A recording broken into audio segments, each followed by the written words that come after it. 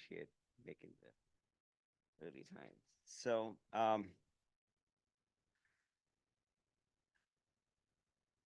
I wear several hats um, in making these remarks today.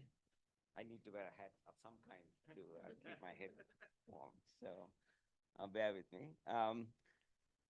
The, uh, the, the question of energy transition is something that I've been working on and been interested in, not just from an academic point of view, but also from a practical point of view. So those are the two hats that I'll be wearing. In particular, I'll start as a practitioner, as somebody who's developing a company that's actually trying to be a piece of this energy transition puzzle. Um, but let me frame that from a somewhat academic point of view as to what's driving this transition.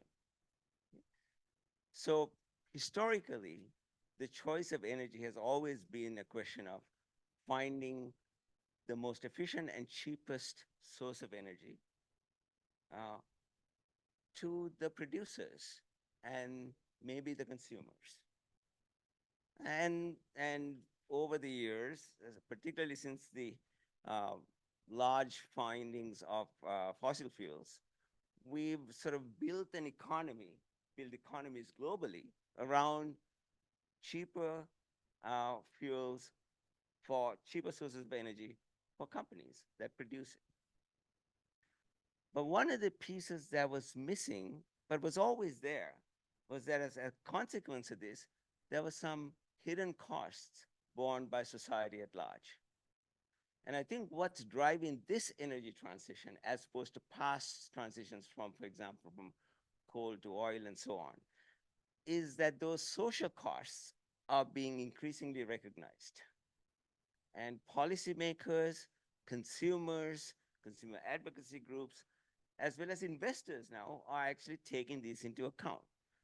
And once you take these considerations into account, in particular, the elephant in the room is the price of carbon, um, we, we need to rethink this issue. And as more and more markets are beginning to price these, informal or formal markets, uh, the choice of the energy mix is changing. The, but we are still within the same framework, except we're now not looking at the cost to the suppliers and the firms producing the energy, but in fact, the cost to society as a whole. So it has the externalities included in it. Now, of course, that hasn't always happened very effectively. It's in the process of this. So now let me sort of, with that framing in mind, let me tell you what I plan to do. So in the first part of the talk, I'm going to talk about the company that I have in New York City, which is a very different place to Malaysia, and what we are doing to bring about this transition. And some of the elements that I heard mentioned before, you'll see resonating in what we're trying to do as well. It involves knitting together public policy, technology, and company strategies. So how we knit that together, I think, is our secret sauce. And I think that's more of that is needed to attract the large amounts of capital needed to make this transition happen. So here's a starting point that describes the problem we are trying to solve in New York.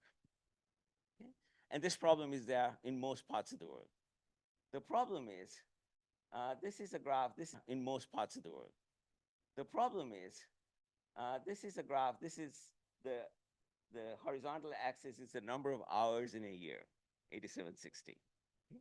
And this is the demand for energy in the electric grid at different times of the different number of hours. So for example, there are very few hours of the year. That top red triangle, okay, you'll notice that's about 80 to 90 hours in the year. You need about 2 gigawatts of extra capacity. That capacity is generating capacity, transmission capacity, substations, distribution, transformers, all of that capacity has to be in place. But notice it's used only just a handful of hours a year. That capacity stays idle the rest of the time. And most of that generating capacity is what are called peaker plants.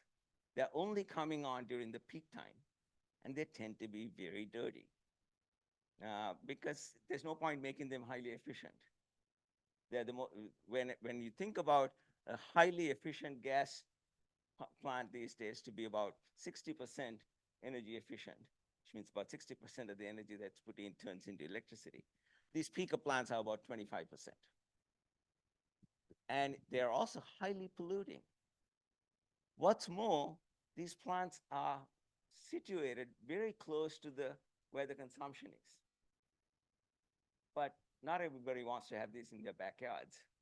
These tend to be in the poorest neighborhoods, and the the the negative effects of these externalities are not just emissions, but the particulates that come out of it. There's sort of documented evidence of public health issues. So the amount of incidence of respiratory diseases and so on are extremely large. So the problem we are solving is actually to get rid of those. And to get rid of those, there is a huge amount of impetus coming from the national level, the local level, the community level, to create incentives for people to get rid of that and to make that cleaner. So how we do that is what my first story is going to be. So in New York City, this gives you a sense of sort of the numbers of people affected, how much of this, what the state level policies, they're trying to replace these with about 70% renewable sources by 2030. Just as you said, these are sort of vague targets in many cases, but governors and policymakers are setting these targets. But interestingly, these changes, the transitions that people talk about, have sort of, once you get under the top level stories, there's lots of hidden pitfalls. So for example, in the case of New York, to meet these targets, most of it is coming from offshore wind and solar in the northern part of the state. But all of the demand growth is in New York City and surrounding areas. Highly congested, very difficult to build transmission lines or anything else. So what we are doing is to use storage. So we are taking the energy that's generated in offshore wind and upstate solar and bring it very close to where it's consumed, and then store it and bring it out during those peak times, which are now being met by those dirty power plants. So we're trying to eliminate those. So success is measured not only by the profits we make, but also by the amount of dirty plants, peaker plants that we can retire. And there are incentives to do that. So the company that we built to do this is called 9-Dot Energy. How many of you are familiar with the 9-Dot puzzle? So here are 3 rows of 9 dots. Connect these with, can you connect these with 4 straight lines?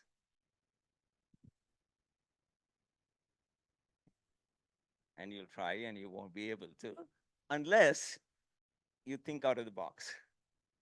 So we are connecting these dots. The dots are technologies, policies, economics, markets, and community needs by thinking out of the box and building a business that actually makes that happen, that can attract capital. Okay. So that's the primary driver in our story. So what have we done? We do this at the community level. So this is one of our first sites in the Bronx. These are Tesla batteries, about the size of 2 of these rooms is what we occupy.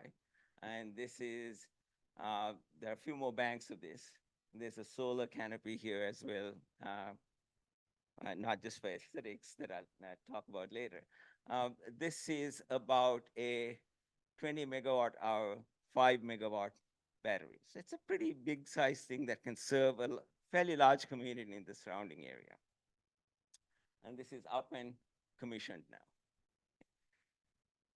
So, and here's another one. This one is actually is a, let me see which one this is. This is also a battery. With this, we also have natural gas fuel cells in it, where you're generating electricity without burning natural gas, but using a fuel cell, like a hydrogen fuel cell. Instead, it's a methane fuel cell. So these are cleaner, small footprint things that can be in a congested area. So one of the things that's coming out here is that the energy transition is not a one-size-fits-all solution. It's hyper-local.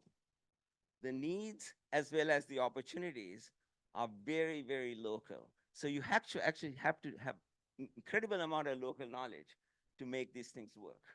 So that's what I think one of the lessons that we've learned, and I think that um, needs to be expanded on. So this is my stylized view of what it is that we're doing. We have a number of players. What our company is doing is connecting the dots. That's our business. And by doing so, we are able to attract very significant amount of financing.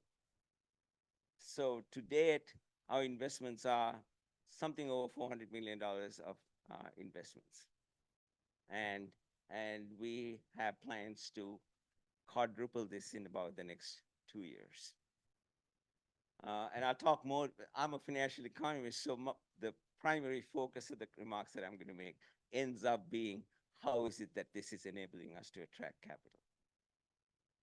So let me tell you a few things about this. What New York did is that they created electricity markets through mandate and regulation that reflects the true cost of energy in local locations at different times. So it's not just peak load pricing or time of day pricing. It actually tells you on a 90-degree hot summer day, when the demand is so high, in a particular neighborhood in Staten Island, the price of electricity would be $5 a kilowatt hour, not the average price of 10 cents a kilowatt hour. And there's a market that allows anyone who can provide power at that time to get that high price, which is the marginal cost of electricity. We tap into that model.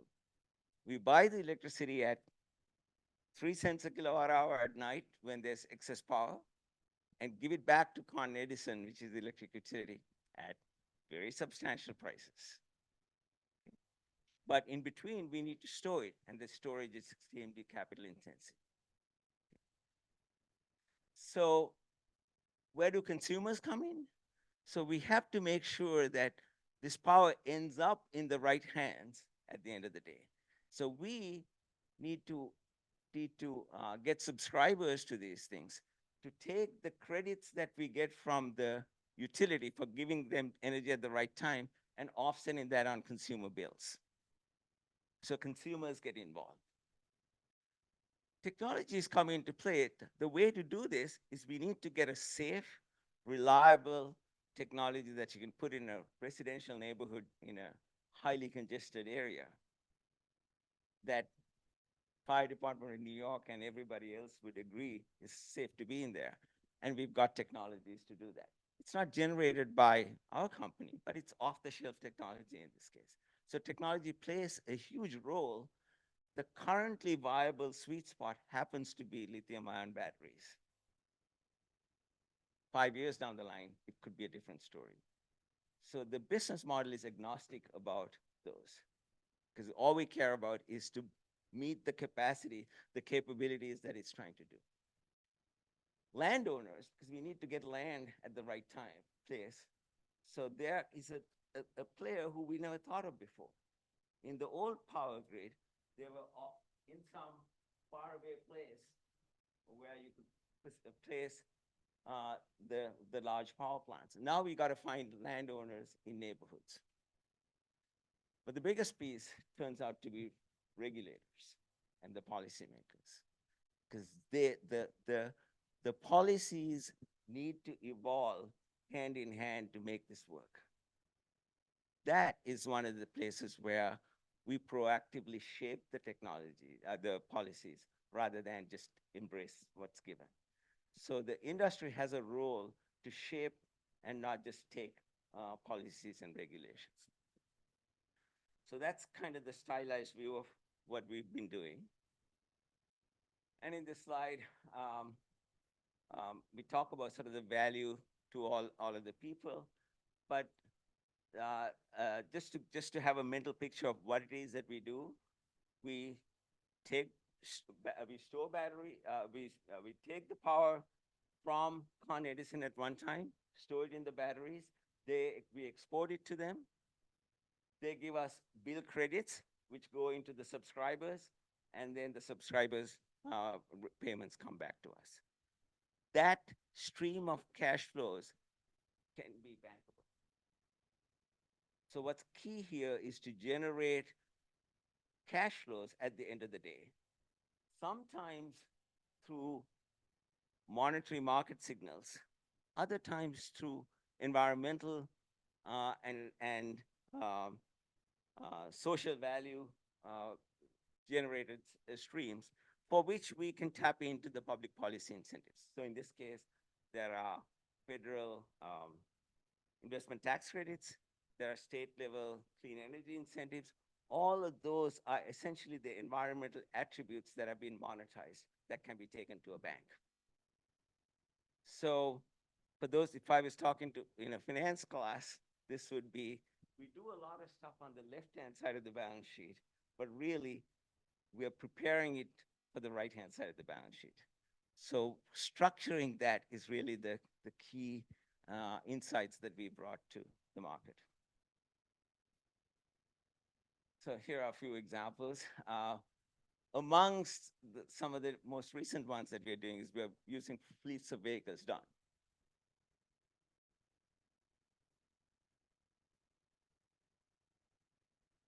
Yeah, I will.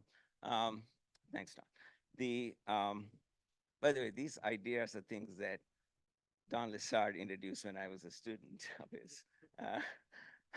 They've taken many paths to get here. So you've got the parent of some of these ideas in the room here too.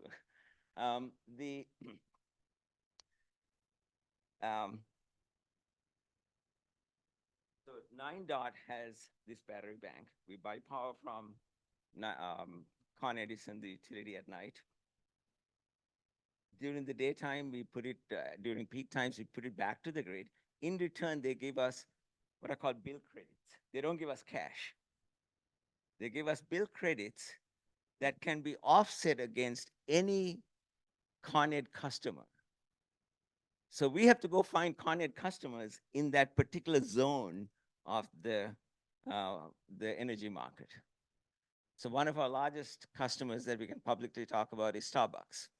So Starbucks has a lot of Starbucks outlets, and they pay their energy bills in bulk. So we sell to Starbucks these bill credits. We sell them to them at a discount to their face value. So they get to discount $1 off the thing, but they buy them off us at, let's say, 95 cents. So there's a guaranteed savings for the customer. The sale is a very easy sale because we're not promising based on energy prices, this is what it will be. But we are selling them $1 at 95 cents.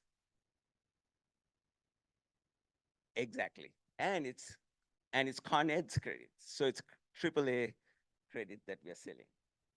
And then when we take it to a bank who's promising us, it's Starbucks. Very bankable. Yeah. So, by the way, one of the things that I'm most excited about these days is how we can use vehicles to feed the grid. So we've got a couple of pilots where we have a fleet of electric vehicles that that are essentially run doing Uber and Grab like hires during the rest of the time.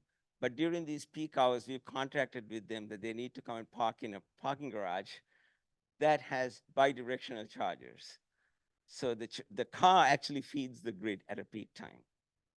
And there are two interesting models that are emerging. The biggest things would be electric school buses, which happen to be sitting idly during hot summer days when the peak is, and we're using the bus as a grid facility, grid asset.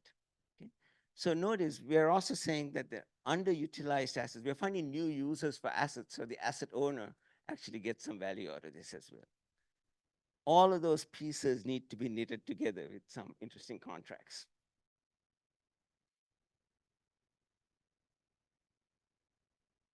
And so look, peeling the onion, the parking garage owner in Manhattan, you can't put big batteries, but you can have parking garages and electric chargers. So all of the permitting is facilitated there. And the parking garage owner needs to invest in a bidirectional charger rather than a standard charger. New York State gives subsidies to pick up the entire additional cost. So regulators, different kinds of asset owners, subscribers. It's it's innovative not in technology. It's innovating in how you knit these pieces together.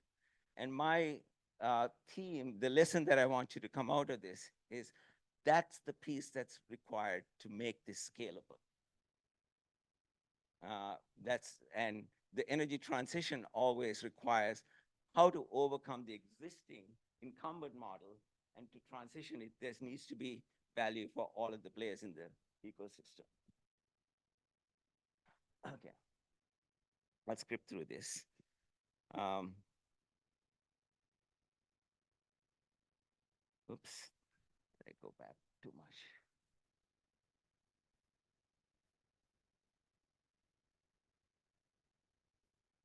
So the rest of my remarks are going to be about, can we take what we did in New York City and take it elsewhere? I don't know enough about Malaysia to talk about this context, but hopefully you will have the right domain knowledge to take it. I'm going to take it to the other extreme, to sub-Saharan Africa, where we are a team of my students at BU and a few companies, local companies in Zimbabwe and Namibia and Botswana are actually trying to do this at the community scale in sub-Saharan Africa. Their problem is a lot different. It's not energy quality at a peak time. They just don't have electricity. If you must have all heard about the the the load shedding problems in most of Southern Africa, which is, I was in Zimbabwe last year, and the load shedding is so severe that they have power for certain parts of the capital city between 1 a.m. and 5 a.m. The rest of the day, they don't have power. So, so imagine running a business or just living in where the electricity is off. You have blackouts from 5 a.m. through the day until 1 a.m. the following morning. So people are having to make do with that. And most of the countries, large fractions of the rural population is simply off the grid. And as a result, their development is entirely stifled. Schools, to small businesses, to just communities at large are really suffering because their development curve is hindered by the fact that a primary source of energy for modern economies cannot be obtained. So that's the problem we want to try to solve. Yeah. Can we take some of the general principles we learned in New York City and take it there? So that's what I'm going to talk about. So here's the infrastructure in pictures of what the problems we're dealing with. So this is where people buy It's an electric supplier where they have generators, they sell solar, and these are the kinds of end-use appliances they're trying to use, and these are the batteries that are often deployed. You may see this in some parts of rural Malaysia as well in some cases, but that's the problem in Africa. Meanwhile, there are some wind farms, for example, that are being built in locations where that might be profitable. So what can we do to make that work? So the proposal, well, this is what a community would look like. You see these piecemeal solutions that have come about with little solar panels that are used primarily to charge cell phones. Because even though you may not have other appliances, everybody has a mobile phone. And the usual story is you either would have a little panel like what's on that roof, or you would go to a general store in the community and plug in your phone to get it charged, for which you pay um, uh, and they would have a battery from which this would be charged. By the way, associated with this, they also have a water problem, which means that walking 5 kilometers with barrels of water in your head is not an unusual situation. So what we are proposing schematically is something like this. Idea here is we put some electric generation at the community level in a centralized location around an anchor tenant. The anchor tenant usually tends to be somebody like a cell phone company who has a transmission tower. We provide them, and in return, we get monetary returns. But then you have excess capacity, which you feed the surrounding community, which provides labor for whatever the facility might be, and the local schools and community centers and so on. It's possible to link these with the grid, but what we find is that the infrastructure cost is too high, and if you string copper, somebody's going to walk away with the copper within a week. So the solution is instead to do what I think you have it here as well, which is take these propane cylinders for cooking, where you take it in, get it refilled, and bring the empty cylinder back when it's completed. Do that with batteries. Bring the batteries, and you build a mini grid. So notice it's a problem that is requiring a different solution using different technologies, but a different business model. Okay? And if you do that, the financing model has cash flows through a power purchase agreement with the anchor tenant, which tends to be a company or an established player. We are doing this with the dairy farm in Zimbabwe as a pilot. It's feeding the poor, but that's not bankable credits. What is bankable are the environmental and social benefits. This stuff is suddenly there's an emerging market tapping into the ESG movements in multinational companies. And there are companies who would pay for these environmental offsets across national boundaries. If you can quantify these, document these, and measure and monitor these in a reliable way. That market is what we're trying to create. If we can do that, the financing model, that's the standard model, changes into something like this. We're able to tap market sources as well as environmentally and impact-oriented financing sources. And what we do here is that this community energy project generates these green attributes, social attributes, and financial attributes. And you allocate these to the different investors. That's the gist of the story. So I'll stop with that because this is where I am, and I'm actually trying to do this. So we've created a little impact capital and sponsor equity fund, and I'm trying to tap into all these other investors.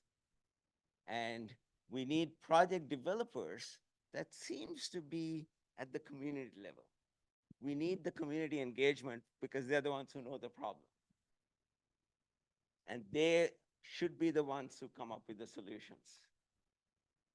And that's where I am. And so I'm essentially looking for help to make this work.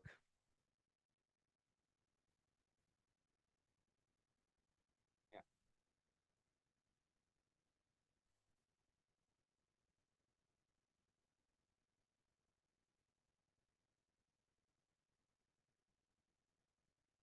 Okay. Uh, Key point, I mean, all these conversations are, where do we find the money? We need X trillion dollars to do this. You're saying, no, the problem is, where do we find credible ways to repay the money? How do you create credible ways to repay? That's the bind. It's not where's the money. It's where do you find a way to credibly repay the money? Yeah. And some of that is coming from conventional sources. The others are coming from very unconventional sources.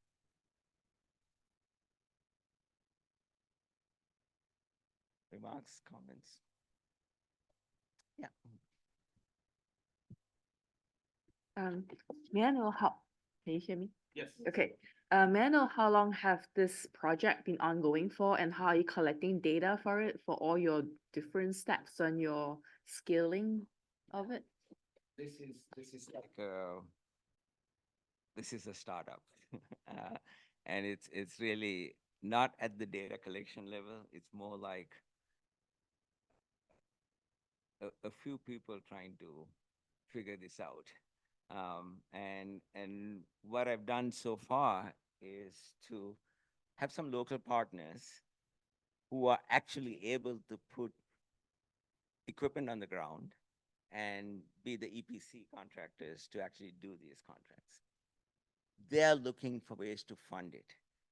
And I've had 3 teams of our MBA students who've actually evaluated one, how to do this, the other, creating a financing memo for conventional lenders. And so we have a action learning program that we are trying to develop. And this action learning program students, we had teams of 3 to 4 students last fall working on these projects, working with the local company and working with these financiers. Where we are now is, so they reported their findings to the Zimbabwean developer. Uh, and then I was saying, all right, we're ready to go. We get the idea. Help us find these guys and make the business case for them. And that's what we're trying to do in the spring.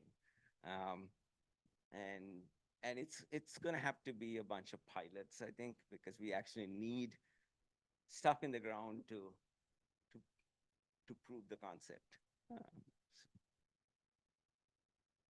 Yeah. Hi, Hakim from Souls Energy.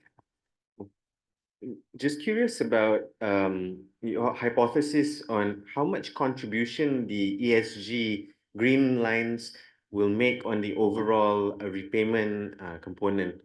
Do you have any thoughts on that? I, that's what we're trying to generate. So we have just anecdotal stories. Um, I think some of the early adopters would like to use this as primarily marketing material.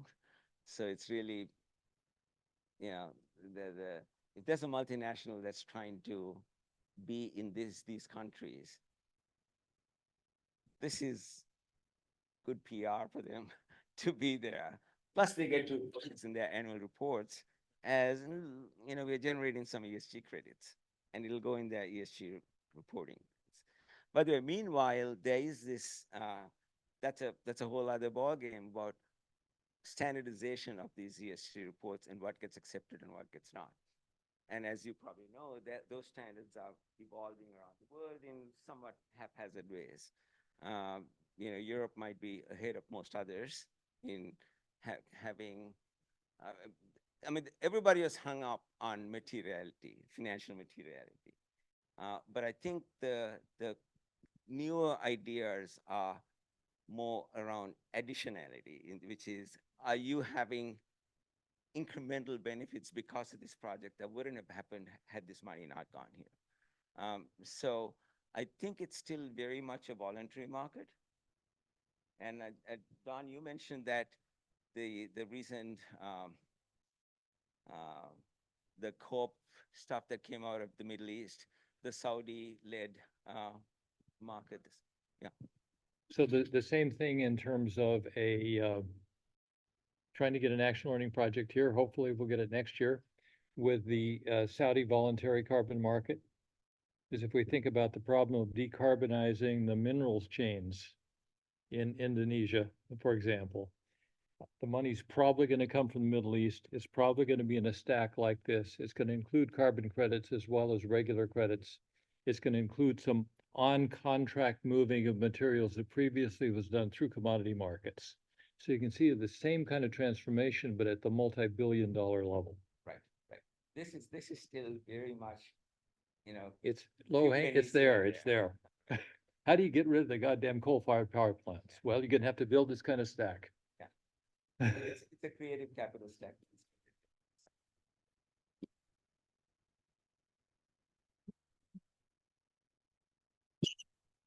Hi, sorry. So I guess I just have some thoughts. So my name is Ayu and I'm kind of an energy access practitioner. And I mean, I think what you said about kind of it's evolving worldwide and at different paces and at different levels. So for example, in Malaysia, when we're talking about additionalities with energy access projects, I think, I mean, I kind of anticipate that it's going to be quite regulated.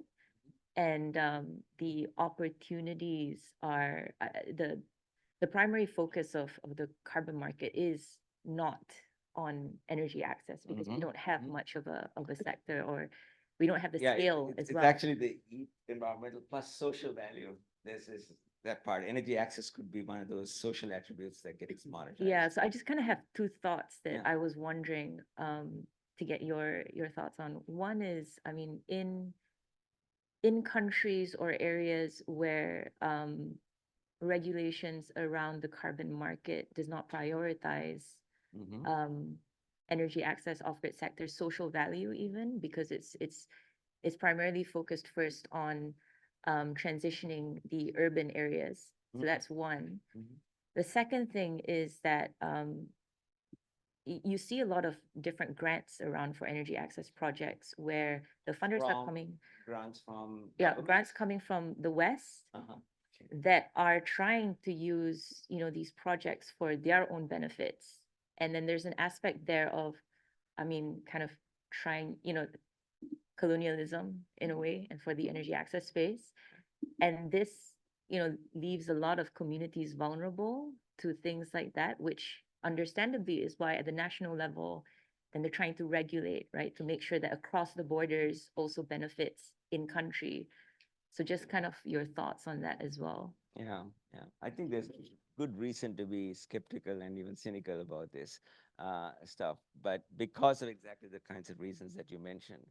So I think the evolution of these markets tend to have a path of there'll be sort of mavericks who would come into this early on, driven primarily by self-interest, obviously. If they feel they can get away with it, I mean, you must have in business schools done this body shop case, right? Which is when you're trying to get, now you're selling to consumers, not to investors.